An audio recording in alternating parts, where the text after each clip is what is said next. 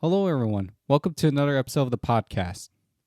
I know I said this would be the Mortal Kombat podcast with Julian, but he got wrapped up with schoolwork, so we decided to push it back to next week. Today, we're going to be talking about the new Amazon Prime series, Invincible. I want to give my thoughts on the series because I think it's really good. You need to go watch it if you're looking for some mature superhero content. Invincible is a comic series made by Robert Kirkman, who is the creator of the Walking Dead series. The series revolves around Mark Grayson, a 17-year-old boy whose father's Omni-Man, which is this universe's Superman.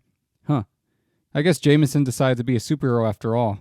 Now you could say J.K. Simmons was both in the Marvel universe and the DC universe, and now he's Superman. Go figure. So my impressions overall of the show, it's really good. A really good first season. I'm excited to see a season 2 and 3 as the show's been renewed for that. And there's a possible movie in the works. So the way this podcast is going to be constructed, I'm going to go over, it's not going to be a play-by-play, it's going to be a brief overview of the episodes, and then we'll give some overall thoughts. Here's a timestamp for all the spoilers, because there is going to be a lot of spoilers in this episode, and then we'll give overall thoughts. Starting with the first episode, we are introduced to Mark Grayson, voiced by Glenn from The Walking Dead, and the fact that he doesn't have superpowers like his father, Omni-Man.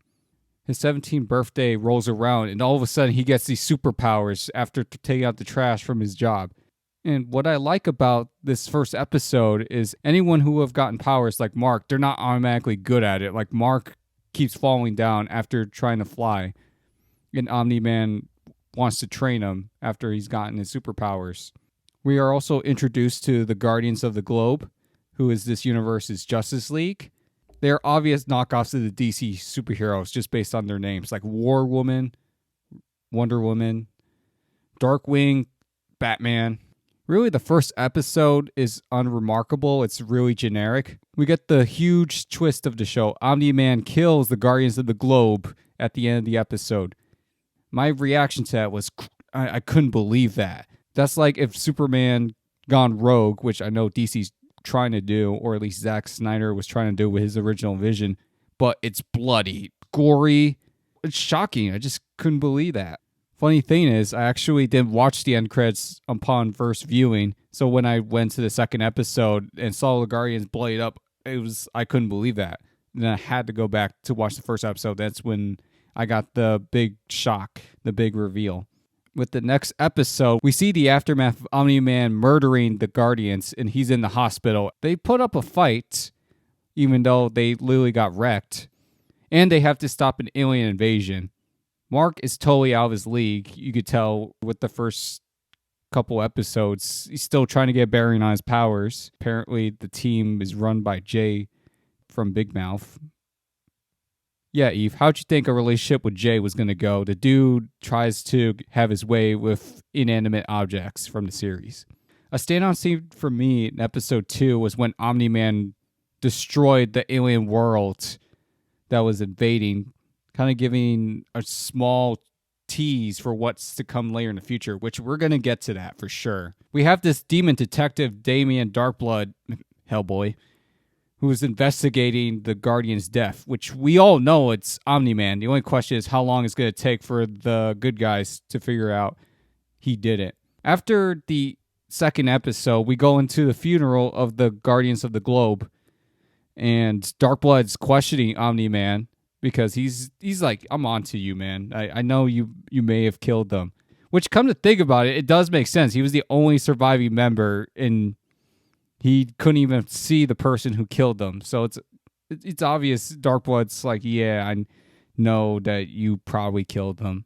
And it's more disturbing because we see in the episode 3, where Omni-Man, or Nolan rather as his normal name, talks to Mark's mom, Debbie, and we see that he's very cold about this whole thing. Like, it doesn't matter to him, Guardians of the Globe's funeral. He was just making casual conversation, ordering a pizza like it was no big deal, like it was another day at the office. You could see parts of his cold nature peeking out. So with the Guardians of the Globe dead, Nick Fury, Cecile, he commissions Robot to form a new Guardians group from tryouts. Eve quits though because Rex cheated on her with Duplicate because he thought that her and Invincible were dating. Shoot, you should have just dumped him anyways before that because you were going out with Jay from Big Mouth. That wasn't going to be a healthy relationship. In addition to Robot fighting new Guardians, Mark has a study date with Amber, who we're introduced to in the first episode after him getting beaten up by a bully. And both of them set up a study date. However, Mark has to save Mount Rushmore because Cecile's like, look, man, you got to balance this superhero and normal kid lifestyle. You can't have both. You got to pick one or the other. So he has to leave her there during the study date, which we're going to get into that relationship a little later because I have definitely things to say about that. And you could tell Eve, after them saving the people from Mount Rushmore, had feelings for Mark, but she respects the relationship after Mark comes back and reconciles with Amber. Episode 4 has Mark going on dates, or the first date with Amber, but he also has to go to Mars. Omni-Man's not really supportive of him going to Mars, but his mom's like, look, you gotta be your own superhero, your own man. You make that choice. And so Mark decides to go to the secret mission to make sure the astronauts coming back safe and sound. We also see more layers peeled back with Omni-Man as he goes on vacation with Debbie, and you see his manipulative nature. He talks to her. He's like, do you trust me, Debbie? There may be some things that you hear that is not true. And there's like a monster in the background, and she's like trying to get Omni-Man to save him. But he's like, do you trust me? Do you trust me? And, you know, she had to give in and say, yes, I trust you. And you could just tell he's trying to manipulate her, trying to get her on his side still because the truth of him with the Guardians is starting to unravel. The next episode, episode 5, Mark joins up with this street-level thug, Titan, who's trying to support his family, but he's currently being blackmailed by the crime lord. And we get into more problems with Amber. All right, so I have to stop at this point because Mark's relationship with Amber is objectively the worst part of the show, in my opinion. I get it. It's a first high school love for Mark. It's his first relationship, so he's not going to get everything right. I think both of them were in the wrong in this relationship, but Amber is just not a good character. Like, if you look at any other superhero example, I'm going to show examples of other superhero relationships being revealed.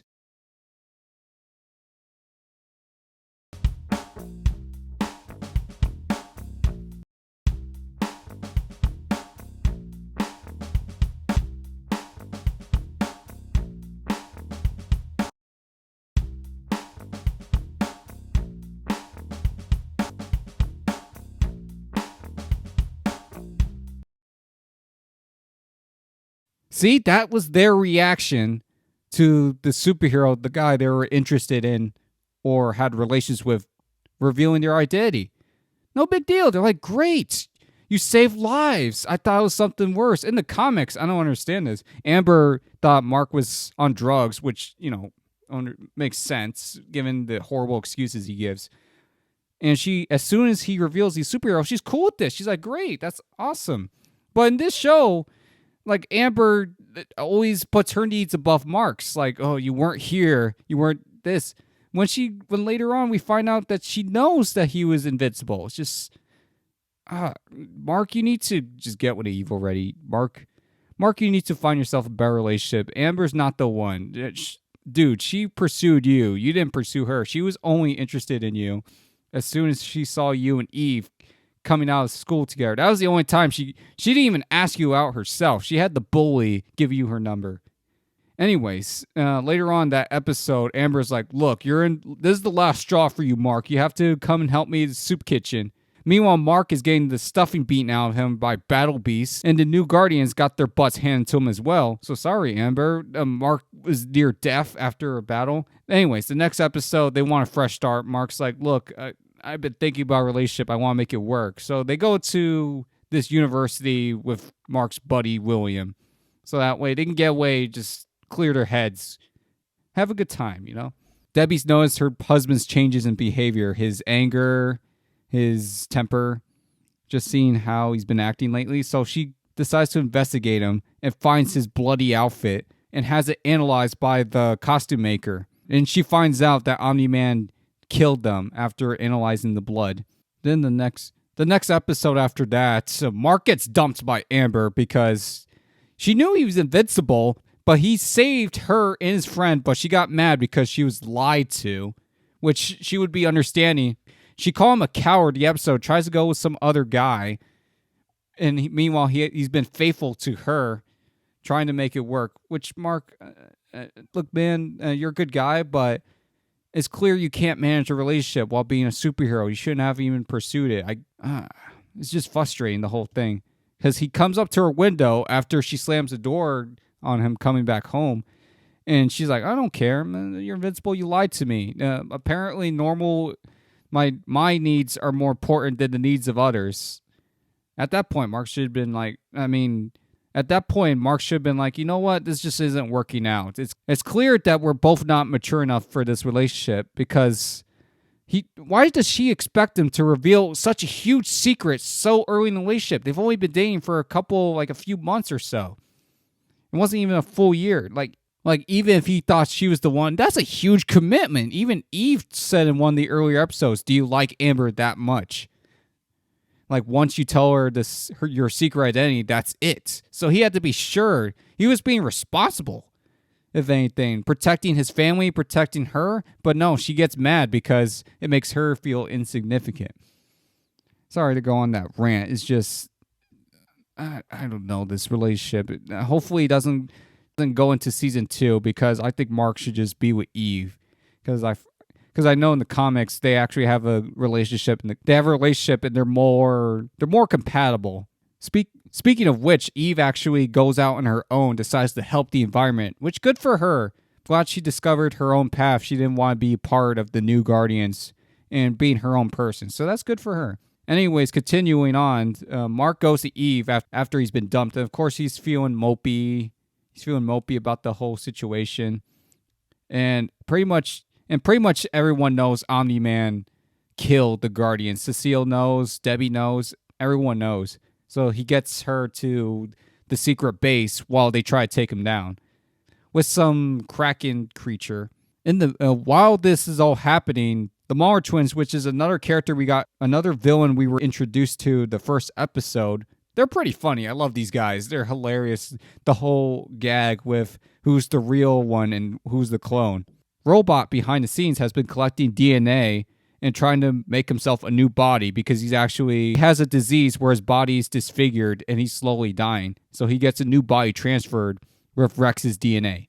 Really strange. Why Rex of all people? Like, why do you want to be Jay for Big Mouth? No one wants to be Jay for Big Mouth. You want to be that guy?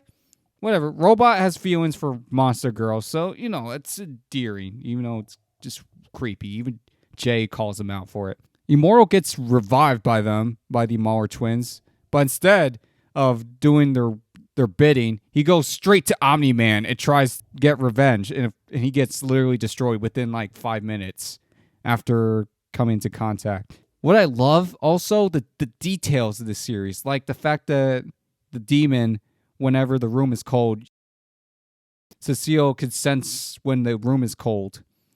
Or when Immortal tries to get at Omni-Man, he presses on his eyes and they turn all bloodshot red. But in the next episode, the final episode, Omni-Man's eyes are still bloodshot. I love those small details. That's just fantastic. Now, the juicy stuff, the really juicy stuff, the final episode. So the final episode, Mark Invincible sees that Omni-Man killed Immortal, and he's of course like, Dad, you gotta be mind controlled. It's gotta be some sort of outside force controlling you, which is so heartbreaking. The fact that he refuses to accept his dad's a villain, but Omni-Man's like, nah, no, Mark, you need to know my true origin, and then he tells him the true origin, where basically he's Stalin with superpowers. The Ventramites are a conquering race, kind of like the Romans, where they think that they're superior to everyone, but their population was spread thin. So they went out to different planets to conquer, and Omni-Man was sent to conquer Earth. But he got caught up in the Earth life, and now all of a sudden he decides to take over for Ventrum. And Mark's like, no, I'm not going to just give over my planet to a bunch of people, to a bunch of aliens I've never seen in my life. And the both of them get into a fight. Mark gets wrecked in the episode. He doesn't even get one solid punch at Omni-Man. He does at one point after he says that his mom is like a pet and that her life is worthless in the grand scheme of things. You can see him get a solid shot in his old man, but it didn't even put a dent in him. It's just the whole episode, Mark is trying to save people and Omni-Man's just killing so much collateral damage. People thought Man of Steel was bad with the collateral damage. All their limbs are getting ripped off. Omni-Man uses his son's face to destroy a whole train of people. The only reason why Mark technically won was because he told his dad that he still believes in him, he still loves him after getting beaten to a pulp. At that point, Omni-Man remembers a flashback of Mark when he was young. And he can't bring himself to kill his own son. So he flies away from Earth, which the alien character Mark talks to later on is like, that's unusual for Ventromite. They usually don't leave their posts. So it's clear Omni-Man's a conflicted character. It's clear he has love, some sort of love for his family. Otherwise, it wouldn't have mattered as much. But it's clear Omni-Man's in conflict with himself, as he couldn't bring himself to kill his son. We'll see how that pans out for the second season. I get the feeling he's probably going to become a good guy, but he's probably going to be killed because there's no way you come back after killing the Justice League of this universe and all these other people. Now I'm going to get into the supporting cast and give my overall thoughts of the series. The supporting cast, like Cecile, the Nick Fury of this series, he's a good character. I like how he always seemed to have a plan. It seemed to be more of a lesser evil, the lesser of two evils sort of thing. I also really liked Adam Eve. I liked her character a lot. I'm really interested to see where her relationship goes with Mark.